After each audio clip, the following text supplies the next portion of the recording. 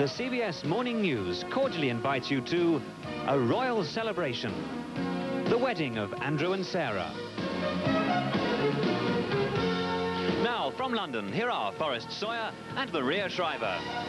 Thank you. Good morning from Buckingham Palace, where final preparations are underway for tomorrow's royal wedding. This morning, we're going to take a look at the fantasy world of the royals. We'll learn about the Playboy Prince, once known as Randy Andy, and his fun-loving bride, Miss Sarah Ferguson. We'll also take a look at the evolution of Princess Diana. But first, we want to check in with some other pressing issues, these involving South Africa. This is the South African embassy here in London. It's on the east side of Trafalgar Square. Britain is running into serious problems because it rejects economic sanctions against South Africa. 28 nations have pulled out of the Commonwealth Games this week. Back home, President Reagan is trying to head off congressional sanctions, and he plans a major address on the subject this afternoon. We're going to get a first-hand report on his meeting with top senators yesterday, a little later in the program. But first, let's go to Washington. And you're seeing Buckingham Palace there, the changing of the guard. It happens once a day, and thousands of tourists line up to watch it, and it is a beautiful sight indeed. Well, it looks like a really mixed bag for tomorrow's wedding day weather. It's supposed to be cool and windy with some sun and some rain, although everybody's crossing their fingers that the rain will wait until after the festivities are over. One of our British colleagues over here said we should explain the weather to you simply by saying it's just English weather. But now we want to go and find out about some American weather, and for that... Cool weather-wise. Here's Maria. And they're also playing some beautiful music there at the changing of the guard outside Buckingham Palace. Well, here in Britain, Prime Minister Margaret Thatcher and President Reagan have something in common these days: growing pressure for economic sanctions against South Africa. It's even been reported that the Queen objects to Mrs. Thatcher's no-sanctions policy. In Washington, President Reagan plans a... of police officers out to see that nothing more sinister intrudes on the fun. They're wiring up the mailboxes, checking the lampposts, binding up the traffic signals, even searching the flower pots, all to try and secure the route for the royal wedding parade tomorrow. The issue of security is foremost in the minds of London's police force. Over 2,000 officers will be used. Last royal wedding, the Queen's Horse Guards were used as a human shield for the carriage occupants. They're expected to play the same role this wedding. Deputy Assistant Commissioner Robert Ennis is the man in charge. What I've got to do, and my people have got to do, is to make a set of arrangements that covers the widest possible contingency. The police will not say if any actual threat to the wedding has been received. In general, their answer is no comment. I will not discuss which threats have or have not been received, what arrangements were made in consequence of those threats having been or having not been received. Some selective coverage has been sought by officials. Last week, a pair of bomb sniffer dogs was shown off at Westminster Abbey. One dog found a parcel planted by the police. That publicity stunt with the bomb dogs may be a bit unusual, but when you consider that most attacks in Britain are done using explosives, then the authorities may be sending potential terrorists a warning.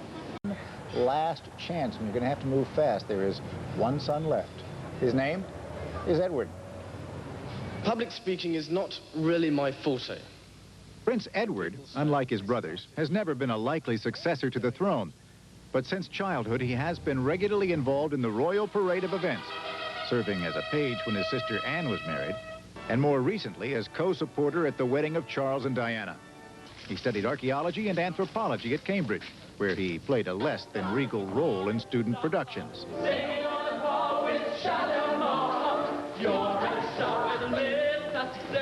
Edward shares some of his brother's sense of fun, and when needed, some of Andrew's mechanical savvy. Come on, you must have a spanner in there sometimes. Prince Edward, who incidentally does have a girlfriend, graduated from Cambridge last month. In a break from recent family tradition, he is not going into the Royal Navy, but into the Marines instead. So who is this lucky girlfriend? Funny you should ask, Maria. Well, I happen to know. Her name is Eleanor Wakeman. She is 21 years old, I believe. She met when he was at Cambridge, Edward. Rather nice little meeting, I'm told. But we should say mothers and daughters should not panic just yet, because he is not the only eligible prince left in Europe. I had a chance to talk with one who is very eligible. Prince Albert, we met him in Monaco when we traveled there a few days ago to have an exclusive interview with him and his sister Princess Stephanie and their father Prince Rainier. And all those interviews will be coming up on Thursday on the CBS Morning News when we take a trip to Monaco, but there's a lot more that's going to happen before Thursday. All right, and I'll be looking forward to hearing just how eligible Prince Albert actually is. We'll be back with more of our royal celebration, the CBS Morning News. CBS Morning News continues live from London with a royal celebration. Now, here's Forrest Sawyer. London, specifically the Tower of London. This fortress was originally built back in 1078, not to keep foreigners out, but to protect William I from the possibility of revolt. Not a particularly secure fellow. I think he could have used the services of someone who knows about security, who protects the British Empire against all comers, who works on Her Majesty's, James Bond. We know him as Roger Moore, and he's joining us this half hour, and he's lending us his expertise on Wednesday for the royal wedding. Maria? Well, thank you very much, Forrest. We'll also take a close-up look at Prince Andrew on this day before his wedding, from royal watchers and from some of his friends, including an ex-girlfriend who created quite a stir when she sold the story of their relationship to the newspapers. And we'll also find out how Diana is faring 5 years after she married into the royal family, and we can say she is faring pretty well. It's all part of this royal celebration leading up to tomorrow. But first, we want to check in with... Perfect morning here at the Tower of London. In fact, if you were to come up with one of your unfavorable weather forecasts here, you could get into a lot of trouble. This is the Tower Green, where a lot of folks are buried. In fact, it's been the scene of some notorious beheadings. For instance, Anne Boleyn, Queen of 1,000 Days with Henry VIII, lost her head right here. She just never seemed to get the knack of being a queen. Well, these days it's more peaceful, and there is more training that goes into becoming a member of the royal family. We'll tell you about that coming up. First, Princess Diana, one who has certainly learned her lesson well.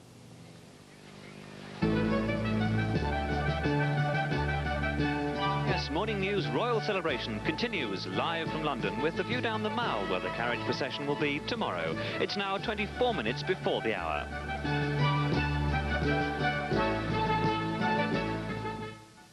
June of 1981 was shown by satellite to more than 70 countries, to more than 700 million people. Well, it has been 5 years since this city geared up for a royal wedding. It was, of course, the wedding of Prince Charles and Lady Diana Spencer. Well, the city looks pretty much the way it did on that July day, but oh, how the lady has changed. She was a mere teenager when Prince Charles tapped her as his future bride. His had been a long search. Yesterday, you were a nanny looking after children. Now you're about to marry the Prince of Wales, and one day you would, in all likelihood, be Queen. It's a tremendous change for someone, if I may say, of 19 to make all of a sudden, the transition. It is, but I've had a small run-up to it all in the last 6 months. And next to Prince Charles, I know I can't go wrong. He's there with me. I had a long time to think about it, because I knew the pressure was on both of us. And, well, it wasn't a difficult decision in the end. That's what I wanted. That's what I want. And it's what she got. At the age of 25, she is the most photographed woman in the world. A slimmed-down, dressed-up fashion plate. A role model and mother of 2. She's come a long way in 5 years. She began as a colt, and then she became Bambi-esque, and now she's emerged as a class horse. But Diana's transformation didn't happen overnight. She had to make her mistakes in public.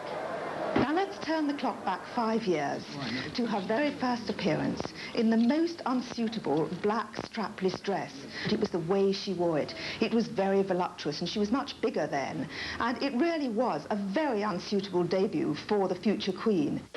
Diana was molded into a princess, and when she gave birth to her first son, Prince William, her place in the royal family was solidified. She took motherhood very seriously, spending more time with her children than previous royals. Motherhood was a role Diana clearly enjoyed. With your permission, Your Royal Highnesses, there are a number of our students who would like to ask you some questions. Does Prince William have a favourite toy? Jamie, he loves his koala bear he's got. But he hasn't got anything particular. He just likes something with a bit of noise. It was after the birth of Prince Harry that Diana created a new image for herself. Royal watchers began calling her Dynasty Di. I think Diana has invented the role of a sort of soap opera princess, the television princess. She really is the first royal member of the royal family who's understood about dressing for a television age. She is so visible that she is in danger of losing the mystique of monarchy. And yet the public's appetite for her appears to be insatiable. Royalty needs to be seen to be of any value, and when Diana hits the road, the impact is phenomenal. The emotional wear and tear of such exposure, however, is kept under wraps. Because the royal family rarely gives interviews, it's hard to know how difficult these 5 years have really been.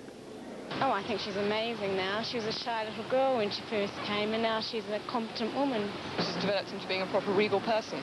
I think she's great. She's a good image for the royal family. No longer content with her role as fashion plate, she's beginning to speak out on social issues. It is vitally important to have adequate facilities available, such as those which allows ex-addicts to run homes or treatment centres for people who have made the decision to try and abandon drugs. 5 years after she first swept the country, Diana is still a hard act to follow.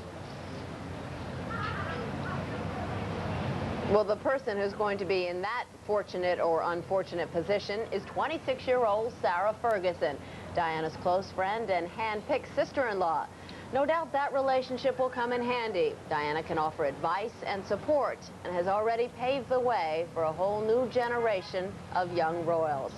Well, coming up next, for your eyes only, James Bond star Roger Moore.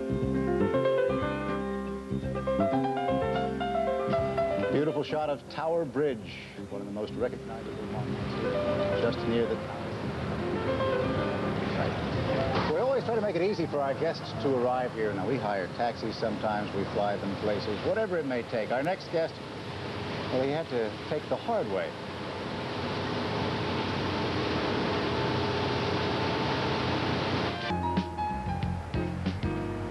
It's the last day of bachelorhood for one of the world's best-known singles. Prince Andrew becomes a married man tomorrow. Well, before he does, we wanted you to take a look at the man who won't be king. Andrew Albert Christian Edward is a Navy helicopter pilot who went to war in the Falklands. He is a prankster who sprayed news photographers with white paint. He is, or was, Randy Andy, with an album full of ex-girlfriends. He is the prince who makes waves. His mother, the Queen, kept him out of the limelight for years, not even showing him to the public till he was 16 months old.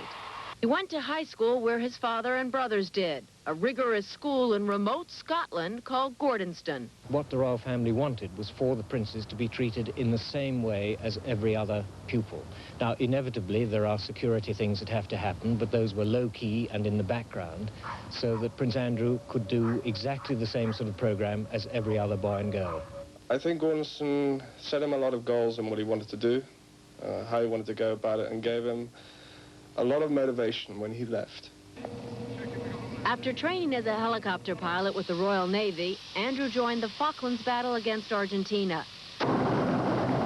Far from shielding him, the Navy sent him into the thick of action, scouting, rescuing survivors from burning ships, and running decoy missions. I felt things.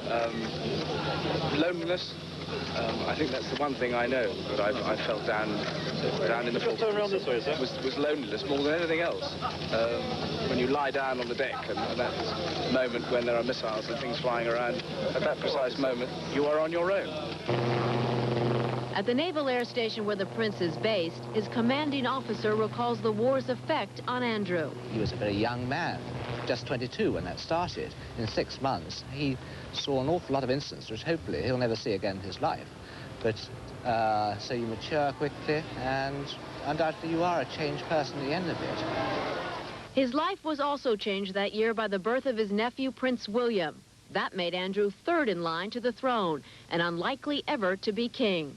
Still, he had to keep up royal appearances, which was tough to do, since his latest love was the star of a soft porn movie.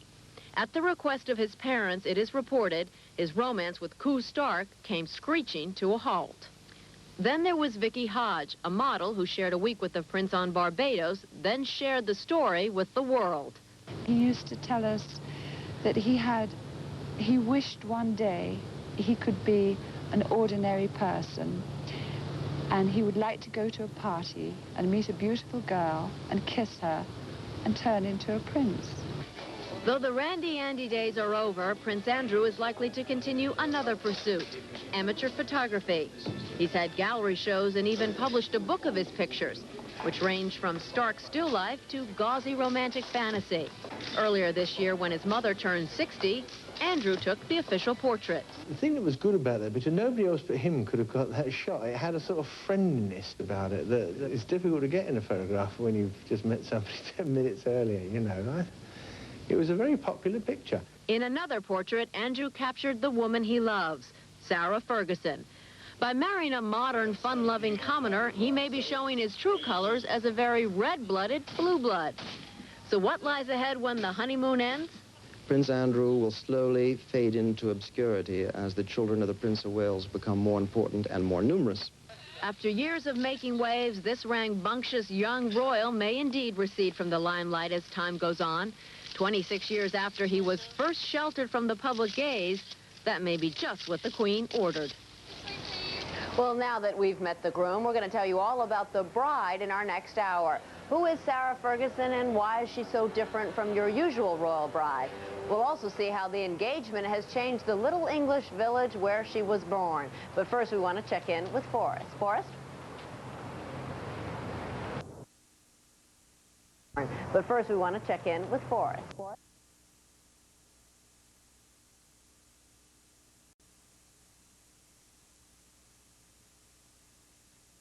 Pictures of then and now, and if you were to mix them up and have a look through them, I don't think you could tell the difference. Dumber is going to continue as it was for a long time.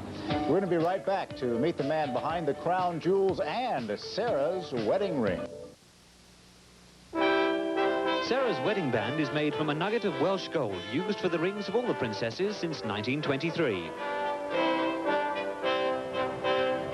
Well, they say that no one in the world has a collection of jewels like the British royals. And if you've ever gone to the Tower of London to see their fabulous crowns and scepters, you can certainly believe that. We'll take a look at these treasures, just dripping with gold and silver and precious stones. The people who take care of them are the crown jewelers, who also make much of the family's personal jewelry, including the engagement ring and the wedding ring for Sarah Ferguson. Garrett & Company is the name of the firm, and William Summers, as head of the jewelry department, is called the Crown Jeweler, and we are welcoming him to our broadcast this morning. He has brought along a few baubles, shall we say, and we'll get to those in just a minute. But first, let me welcome you to our broadcast. Now, for those of us who live in America, or Americans, we don't have a crown jeweler, so that is very unknown to us. Tell us exactly what you do. Well, our company was founded in about 1735, and Queen Victoria first appointed us crown jewelers in 1843. It really means that as family jewelers, we have the prime responsibility for advising on the crown jewels, which are kept at the Tower of London, and of course the personal collection, which is kept at Buckingham Palace and by other members of the royal family. So when you say you advise on jewelry, does that mean when Prince Charles comes to you and is looking for an engagement ring for then Diana, or when Andrew wants an engagement ring for Sarah, that they ask you for your advice? Yes, I mean, we can't talk too much about the personal things that we do for the royal family, because that would be breaking confidence. But yes, it has been announced that we were fortunate in securing the order for Prince Andrew's engagement ring. So when Prince Andrew said to you, I want an engagement ring, what did you say to him? Well, that I can't really discuss with you, but we went down and we sorted out a design together. Now, have lots of people come into the store since then wanting to copy this famous engagement ring, the ruby surrounded by diamonds? We've had one or two inquiries, but we've put them off, given them other designs. Because after Diana became the Princess of Wales, we heard, especially in America, that everybody was copying this engagement ring. That hasn't happened, or hasn't happened in the past? Yes, it has. There are the glass copies which are being made. I think they're still being marketed for Prince Andrew's or Miss Sarah's ring. And of course, glass copies are made of the other ones, but we don't actually make the same one. You couldn't actually, even if you wanted to. It'd be very difficult to find a ruby quite the same quality. Okay, now some other jewels here which look to be of tremendous quality. Now, when anybody talks about a princess, one piece of jewelry that everybody associates with a princess is a tiara. That's right. Now, does anybody other than princesses buy tiaras? Oh yes, you don't have to be a princess. Well, who buys a tiara, I think for you're supposed to be example? married, but normally tiaras are only worn by married ladies. But no, if you were somebody of some sort of importance, wife of the Lord Mayor of London, or perhaps a peeress, and you were asked to parties at Buckingham Palace or certain functions, it would be nice if you had a tiara to wear them. It would be nice. And of course, many of them also make other pieces. This one, for instance, will break up to make a very pretty pearl and diamond necklace. So they actually come apart in some way. That one does. This one down here is just a tiara. But it's a nice one. It's a comfortable one that was made by us about 1870. It's set in silver and gold. Very traditional design, but at the same time light and comfortable for a lady to wear. Now, do you have any idea whether Sarah Ferguson will be wearing a tiara I tomorrow? couldn't tell you about things like that, I'm afraid. Oh, well, okay. Let's talk about something else that a lot of people wear in the royal family are brooches. You have Well, that's, of course, a magnificent one. That's one made by our company around about 1860. The centre diamond weighs just over 5 carats, and as you will see, the ones round it are something over a carat each.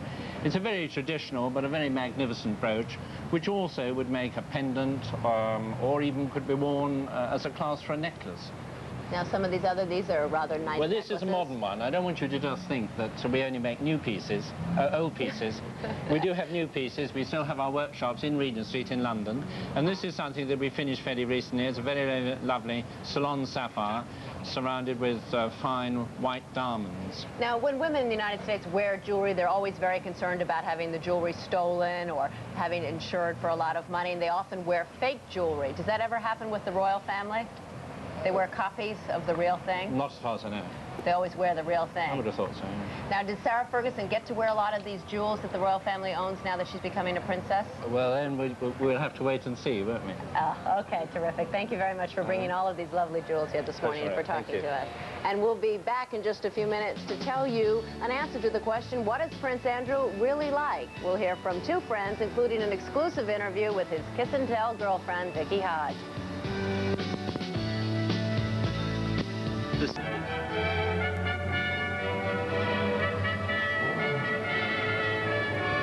You're looking at Whitehall. This is a road that connects Charing Cross all the way down to Westminster.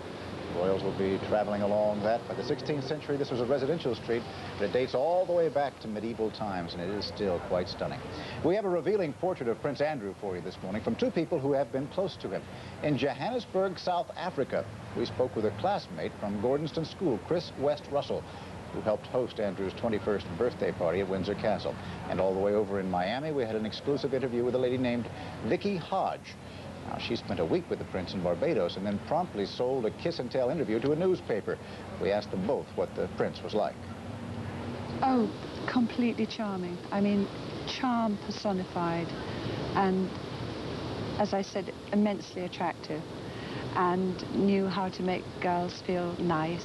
I liked his sense of humor. He had a terrific sense of humor.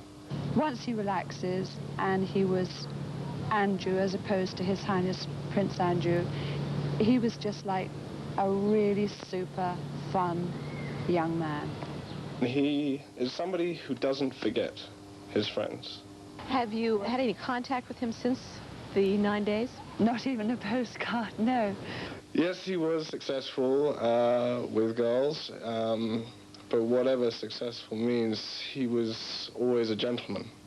The young, gregarious, fun-loving person I met wasn't ready for marriage, but maybe 3 years later he is. What he's done as far as getting married to Fergie is something which at the time at school was well out of his personality. He was very much a ladies' man, and I thought he would be for some time.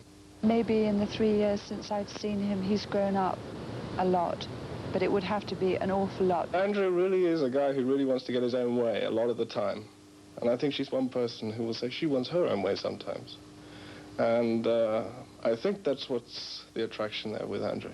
I wish them all the love and the happiness and the children that they want, and that they can spend as much time laughing as we did.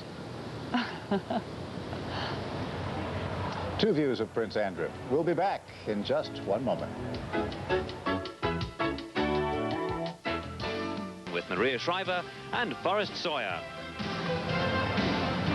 Beautiful shot of Buckingham Palace, and I know that you, like I, have been busily checking every day in your mailbox to see if the invitation has arrived. You're probably going to have to accept the fact that you just have not been invited to tomorrow's royal wedding. Maria, of course, to save embarrassment, let them know that she was going to be working on Wednesday, so she couldn't come by. But we can tell you a few of the folks who are going to be there.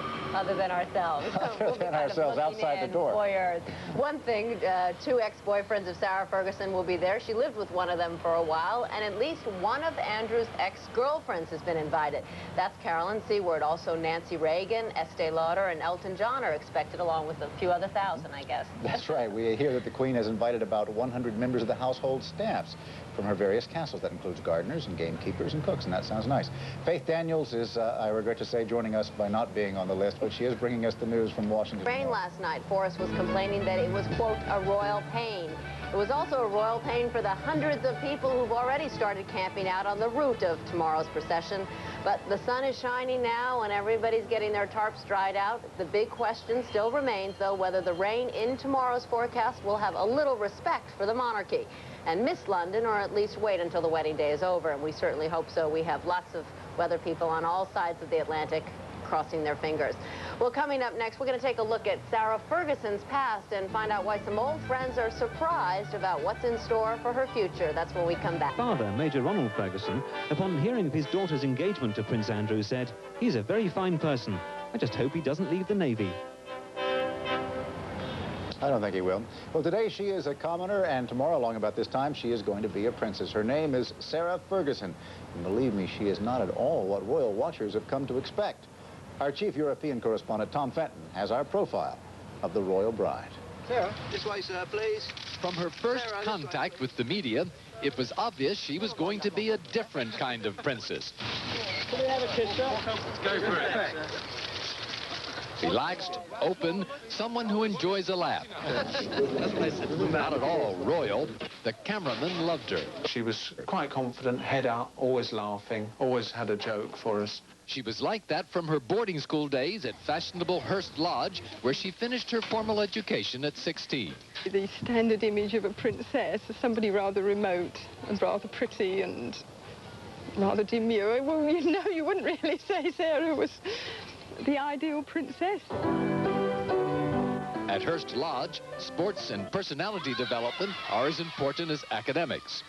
If Sarah had known how useful her history would have been, she would have paid more attention in class.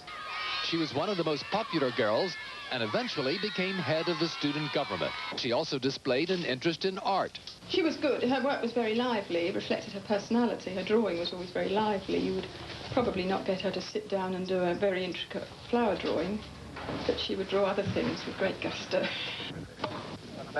Sarah Ferguson grew up on the fringes of royalty in what could be called the polo set, where everyone meets at the polo match. Sarah's father, Major Ronald Ferguson, is the manager of Prince Charles's polo team. Her mother ran off with an Argentine polo player when Sarah was a teenager. And it was at polo where Sarah first met Andrew when they were 4 years old. It was her close friend, the Princess of Wales, who brought them together again last year, and later gave Sarah tips on how to handle the media. When they visited Prince Andrew's ship, the princess was heard to whisper to Sarah as the press closed in, "Keep smiling, for God's sake." Keep smiling. The royal romance began while Sarah was living in this small London apartment with Caroline Beckwith Smith. Somehow everything was completely different right from the beginning. It wasn't one of those things where you wonder, is he going to ring? Sarah's older sister and her stepmother believe Sarah and Andrew are an excellent match. I think they spark each other off, don't they? Yeah, they're a good foil for each other. They're quick-witted. And they respect each other. And they're always listening to the other one. And there's not one person who's particularly, you know, bossier than the other one. She's fun. Terrific fun. They both are. But Sarah won't be a traditional royal. Unlike the others, she has been out in the real world, where she had affairs with a sports equipment salesman and the manager of a racing car team. She had found herself a job working at a small arts publishing firm, and in another sharp break from royal tradition, intends to keep on working there after her marriage. What does she get paid for that? No, that we can't comment on. It's enough to live on. I have strictly no comment at all on that. She may have a hard time combining her work with her new duties. We've got the afternoon off school. Yeah. Lucky you. Even before her marriage, Sarah enthusiastically threw herself into a round of royal appearances. It's all part of joining what the royal family calls the firm. I named this ship called Nelson. May God bless her and all who sail in her. Sarah has also hit it off right from the start with her new mother-in-law, the Queen. And in a marriage, as well as in the royal family, that is no small accomplishment. Tom Fenton, CBS News, London. Mike mentioned that Tom has been around London a year or two, and we're going to be hearing a great deal more from him tomorrow as we cover the royal wedding. Procession will begin from Clarence House, where she'll be staying under the care of the Queen Mother. Well, have you ever wondered how somebody learns how to be a princess? Just because she gets engaged to a prince doesn't mean she knows the correct way to behave and talk and dress. So how do you learn all of that? Well, that's one of the questions we have to ask this morning of Lady Antonia Fraser, the historian and royal expert. And she's going to be joining us tomorrow for our live coverage of the wedding. And we've asked her to come in today to give us a little pre-advanced talk. Good morning, and nice to see you again. You have written quite a bit about Britain's history in the past, about other members of the royal family. Is Sarah so different? Is she so unique? I think she's unique now. I think she is the most different kind of princess that we've had. But of course the great strength of the British royal family, and my goodness it is strong, is that it can absorb sort of new types into it. And I guess if the British royal family always had the same identical kind of bride, it might wither. When you say new types, what type is she? How would you qualify her? Well, for one thing, she's a working girl. Whether she goes on being a working girl or not, whether she can, she certainly has been a working girl. She hasn't sat around at home. She hasn't done anything sort of vaguely gentle, just arranging the flowers. She has worked and supported herself. Now, that's a complete novelty. Now, you talk about the royal family being able to absorb all different types. We have often heard about the House of Windsor and how strong the women are in that house. The Queen Mother, Queen Elizabeth, Princess Diana. Do you think they're able to absorb one more strong woman? I think so. I think that they probably need one more strong woman who's also a different one. The royal ladies you mentioned are strong, but they're strong in a very different way. I think we have to leave the Queen out. She's different. She's the Queen. She's actually exercising power. But the Queen Mother was what we would call a commoner. That is to say, she wasn't royal. And she was the first person to marry a royal duke who wasn't royal for hundreds of years. And I think the Queen Mother, Lady Diana as was, and now Sarah Ferguson, all of them are bringing, in a way it may sound rather absurd, but they're bringing their own form of common touch. And that's what I think strengthens the monarchy. Now, we did a little bit earlier in this broadcast a piece about the transformation from Lady Diana Spencer to the Princess of Wales. Do you think we'll see any kind of similar transformation with Sarah Ferguson? Yes, I don't think she'll turn into a Princess of Wales, for example. She's not built for it. I don't think she's built for it temperamentally either. But I think she will transform. What I find very touching about her at the moment, and I think I have this in common with a lot of British people, is that she's experimenting. Now, the Princess of Wales developed from being a rosebud into being this marvellous rose. You know, she didn't really put a foot wrong. Sarah's more like the rest of us. You know, she clearly has a weight problem, but in the most sympathetic way. She eats too many sweeties, you know. People love that, you know. We can all... Because they can identify with yes, her. Yes, and we haven't had anyone quite like that. And I think already, whereas occasionally the press has been very rude about her clothes, I think people have felt, well, I made a mistake. What happened to that dress I bought for my mother's wedding? I never wore it again. We all know the feeling of buying one monster. Now, take us a little bit, if you can, into what her life must have been like for the past 4 months in this kind of in-princess training course that could have gone on. What's that like? Well, I think that the biggest difference, which would have started immediately, would have been insecurity. You know, she was walking about, she was going to sandwich bars, she was driving herself rather competently. I think the strain that she has to adapt to of always having a security man with her, you know, that must have been an extraordinary change. But are you really taught how to stand, how to walk, how to smile, how to talk? I think she would be more sort of trained more gently than that, given good advice. The Queen has a wonderful lady-in-waiting called Lady Susan Hussey, who's supposed to have given some helpful hints to Princess Diana. And if she did, she certainly did a good job. And I think it would be done in a very friendly way. It wouldn't be sort of regimentation. You know, she's not going to be a soldier. Because she's a very friendly girl, and she's also 26 years of age. Lady Antonia Fraser, thank you very much. And we will be right back to gather our whole team at Westminster Abbey, where the royal wedding will take place tomorrow, and we will be there. And we want to make sure that you set your alarm clock to get up extra early tomorrow, because we will be having live coverage of the royal wedding for you, and we have assembled quite a team to bring it all to you. Very happy about it, Maria. On this side, Lady Antonia Fraser will be joining me, and just on the other side of you will be Roger Moore as we cover the wedding. And we happen, I might say, to have the perfect vantage point. We're going to be just across Westminster Abbey as they arrive. We'll be watching that, and I'm kind of excited about it. Lady Antonia, you were covering it for CBS News, offering commentary in 1981. When Prince Charles married now Princess Diana. How do you compare the two occasions, let's say in significance? Well, there's a very obvious difference. That was a state occasion, so heads of state went to the wedding, were invited to the wedding. This is, and it sounds rather absurd to say so, this is a family affair. The Queen gives this wedding for her younger son. And that is a great difference. It means that there are many fewer guests. It means, therefore, it's in Westminster Abbey, where the present Queen got married, where Princess Anne got married in 1973. We don't go to great big St. Paul's. We go on a much shorter route. The route to St. Paul's was much longer, which was needed for all the people who went.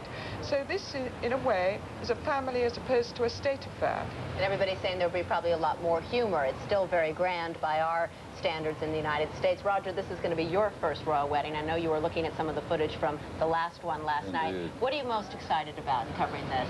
Well, I've actually spent a couple of days sniffing, if you'll excuse the expression, around the stables of the Royal Mews and Kensington Barracks with the cavalry and all the men who will be riding escort, which I find fascinating. A lot of security involved. We talked about that earlier in the broadcast. So even though this is not what Prince Charles's wedding is, it's certainly going to be grand for our eyes. Are you taken by all the pageantry, Roger? Does it excite you? Oh yes, it's tremendous. I can remember, I think I was 35 when I was taken from school. No, it was 1935. I was not 35. No, in 1935 I saw the Silver Jubilee of King George V and Queen Mary. And I was given a flag and a mug. And it was wonderful. And I hope I'm given a mug tomorrow. You'll get a mug and a shirt and some shoes. Who knows what you'll get. Now, that wraps it up for us this morning. All of us will be with you tomorrow. Do me a favor, get up very early tomorrow, because our coverage starts at 5:30 Eastern Time. On the West Coast, that's going to be 2:30. And we have got a lot of sights to show you. Well, we're going to help you get in the mood right now by reliving that morning 5 years ago when the Prince of Wales married Lady Diana Spencer. It is some sight. You don't want to miss that, and you won't want to miss tomorrow. We hope to see you then. Bye-bye. See you then.